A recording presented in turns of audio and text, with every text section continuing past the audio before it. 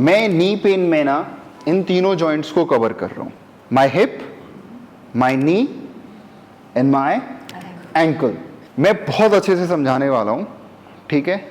मैं वॉक करता हूं बट मेरे हिप फ्लेक्सर्स और ग्लूट्स वीक हैं, पैर को उठाने में दिक्कत होती है। रनिंग करता हूं, हिप फ्लेक्सर थक जाते हैं, इम्पैक्ट कहाँ पे आएगा? एंकल और नीज। प्रॉब्लम क्या है? Hip flexors. तो पहले मैं हिप फ्लेक्सर्स को स्ट्रॉन्ग, फ्लेक्सिबल और रिलीज, मैं ये टर्म्स हमेशा साथ में लेके चलता हूँ। और उसके बाद रिकवरी और न्यूट्रिशन और रेस्ट। स्ट्रेंथ का मतलब यही समझते हैं लोग कि बस वजन उठाना है या मूवमेंट करनी है। तो पहले मैं क्या करूँगा? हिप फ्लेक्सर्स को चेक करूँगा। अब इसमें से हिप फ्लेक्सर नहीं, इसमें हमारे क्वाड्रिसेप्स भी इन्वॉल्व हो रहे हैं। अगर मेरे हिप में इंटरनल रोटेशन ज़्यादा है तो क्या इम्पैक्ट हो रहा है? नी अंदर की ओर, नी ऐसे। दिक्कत कहाँ होगी? नी के इनसाइड, कहीं भी हो सकती है, ऐसा फिक्स नहीं होता कि इनसाइड ही होगी, क्योंकि अलाइनमेंट खराब हो रही है।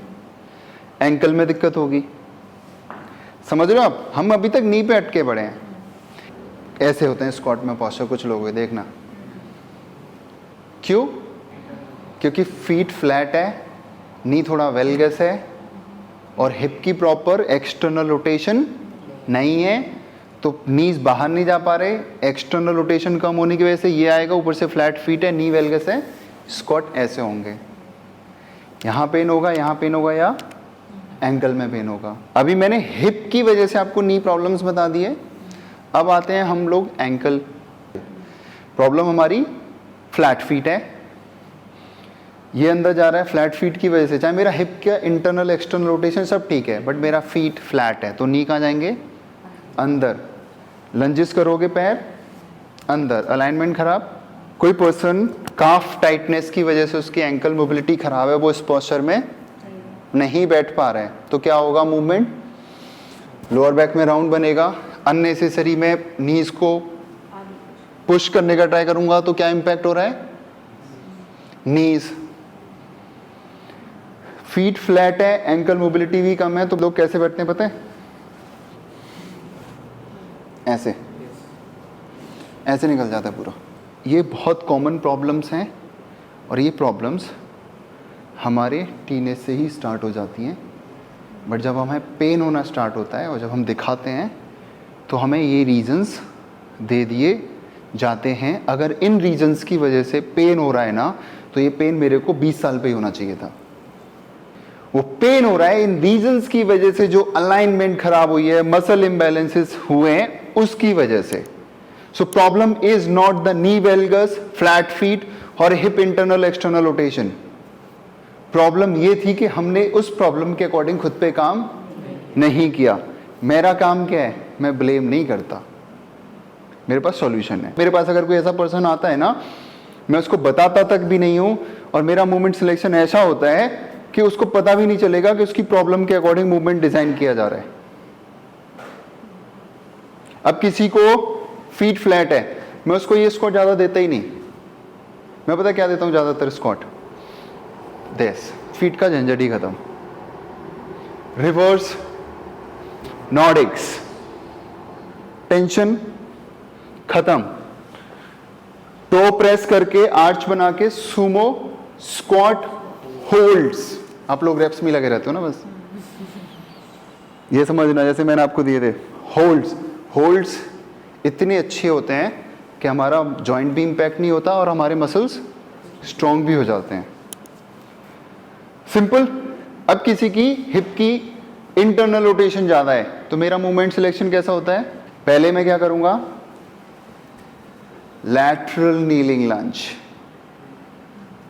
दिस। इस पार्ट में वॉक, ये चाहे वो टोस पे ही कर रहा हूं मैं। आप लोग डक वॉक मुझसे पूछते रहते हैं कि सही पोस्चर क्या है।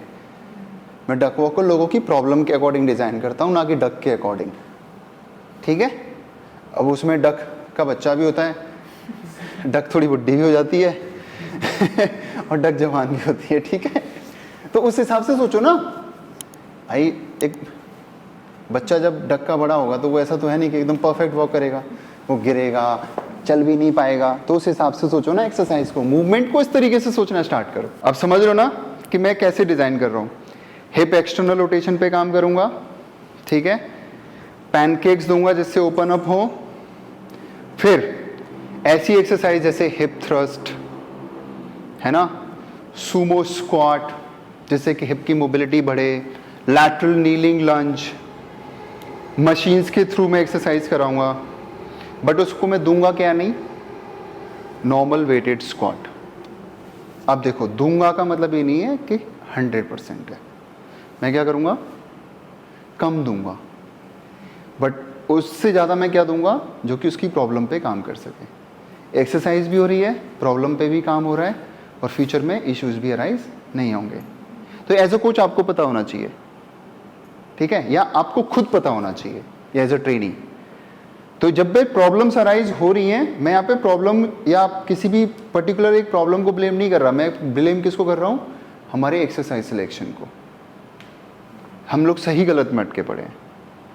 अब आते हैं हम लोग, किसी की एंकल मोबिलिटी कम है, मुझे पता है कि वो इससे नीचे नहीं जा पाता है, मैं पहले तो इस पोस्चर में बहुत देर तक बिठवाता हूँ, मूवमेंट नहीं कराता, क्योंकि इस रेंज में इनका मसल मूवमेंट को अडेप्ट करे, स्ट्रेंथ बढ़े, मोबिलिटी बढ़े, फ्लेक्सिबिलिटी बढ़े। मूवमेंट में रेप्स नहीं लगवाता ज़्यादा, क्योंकि मूवमेंट में फ्रिक्शन ज़्यादा होती है, जॉइंट घिसता है बहुत ज़्यादा। बट होल्ड करा दो तो उसमें क्या होता है, घिसता कम है, उसके अराउंड मसल्स ओपन ज़्यादा होते हैं। तो ये मोबिलिटी का इशू है। मैं इस तरीके से बिठा के रखूँगा, मैंने एक वीडियो भी बनाया था, मैं वॉल पे बिठाता हूँ, मेरा एक वीडियो भी एंकल मोबिलिटी पे, वो सब कराता हूँ। बट उसके साथ साथ मेरा मूवमेंट डिज़ाइन कैसा होता है, उनकी एक्सरसाइज करने के लिए उनको मैं टोस पे हूँ, squat, CC squat, reverse Nordic, दोनों केसेस में रिवर्स नॉर्डिक, टोस पे स्क्वाट और सीसी स्क्वाट सेफ है। बट यहां तक पहुंचने के लिए प्रिपरेशन होना बड़ा जरूरी है, क्योंकि जो एक्सरसाइज मैं अभी आपको बताता हूं, अगर जान नहीं है ना आपके क्वाड्स में, तो आपके नीज की बैंड बजा देंगे। अब देख रहे हो ना, अब यहाँ पे भी मैं आपको एडवांटेजेस और डिसएडवांटेजेस बता रहा हूँ। पता चला आप सीधे जाके ही कल को टोस पे स्क्वाट मारने लग गए। अब इसके लिए आप क्या करोगे, रेंज धीरे धीरे सेट करोगे, होल्ड करोगे, इस रेंज में कंफर्टेबल बनोगे आप। नहीं हो पाएगा आपसे, मैं बता रहा हूँ, एक्सपीरियंस करो, करो सारे लोग। और दिस टोज इन आउट करके भी कर सकते हो, बट ये टोज में लोड लेने की आदत नहीं होती है लोगों पे, तो मैं इसलिए टोज इन करके कराता हूँ। थोड़ा नीज पे आ रहा होगा क्योंकि अभी कुशन नहीं है नीचे, फील हो रहा है। ये तो था इसेंट्रिक लोडिंग। होल्ड्स करना स्टार्ट करोगे, ये होल्ड्स करो, करेक्ट। अब ये सिर्फ एक रेंज है, इसी में थोड़ा सा नी फोल्ड करके होल्ड करो। देखना कि काम कैसे किया जा रहा है। लोग यही सोचते रहते हैं कि मेरा घुटने में दिक्कत होगी, मैं क्या करूं, और होल्ड कर दो। अब ये मसल लेंथन में ट्रेन हो रहा है, अभी तक क्या था, शॉर्टनिंग में ट्रेन हो रहा था। तो इसमें भी डिफरेंट रेंजेस हो गए, ठीक है। ये सबको करना चाहिए, इससे ना ये पता, ये ऐसा नहीं है कि जिन लोगों को नी में प्रॉब्लम है उन्हीं को है। ये आप exercises as a warm up add करो, जिससे क्वाड एक्टिवेशन भी बढ़ेगा और राइट लेफ्ट का बैलेंस भी पता चलेगा और मोशन भी पता चलेगा कि मुझे दिक्कत कहाँ है। तो ऐसा नहीं है कि एक्सरसाइज सिर्फ नी रिहैब वालों के लिए है, नी में प्रॉब्लम ना हो उसके लिए भी हम लोग डाल सकते हैं। अब ये तो बस एक वे है। अब एक्सटर्नल रोटेशन में लिफ्ट करके होल्ड करो, इससे हमारा वीएमओ ट्रेन हो रहा है।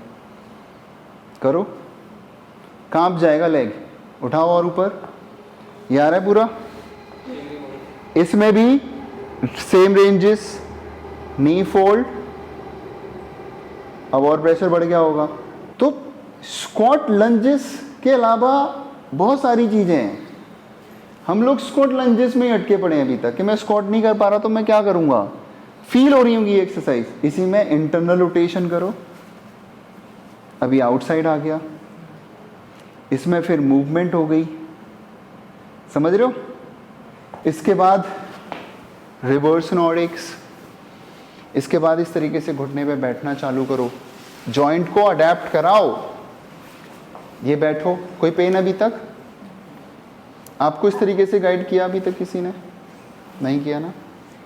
सब लोग बस वो टॉवल दबा के ये प्रेस कर लो, काफ रेस कर लो, बस उसी में लगे पड़े हैं। किसी का घुटना ठीक नहीं होगा तेरा उससे, ठीक है? अब थोड़ा बहुत पेन होगा, पेन को पेन ही ठीक करेगा, बट प्रोसेस पता होना चाहिए। मैं फिर से बता देता हूँ, ऐसा नहीं है कि मैंने बोल दिया कि पेन को पेन ही ठीक करेगा तो तुम घर पे लगे पड़े हो उस पर पेन करने में। क्योंकि देखो, इसी वजह से डॉक्टर फिजियोथेरेपिस्ट आपको नहीं बताते हैं ये सब चीज़ें, क्योंकि आप कुछ गलत कर लोगे और फिर आप ब्लेम किस पे करोगे? डॉक्टर और फिजियोथेरेपिस्ट पे। हम भी ज़्यादा एफर्ट इसलिए नहीं करते सर, सही कह रहे हैं, वो हमारे ऊपर ही ब्लेम कर देंगे कि हाँ कल आपने ये एक्स्ट्रा करा दिया था, उसकी वजह से मुझे पेन आ गया, तो हम उसको फिर गिव अप। तो यहाँ पे क्या करना है आपको? यू नीड राइट प्रोसेस, या तो राइट मेंटोर या राइट नॉलेज। आप खुद से दिमाग लगाते रहोगे, आप नहीं ठीक कर सकते खुद को। मैं लिख के दे सकता हूँ, कितना भी पढ़ लो आप।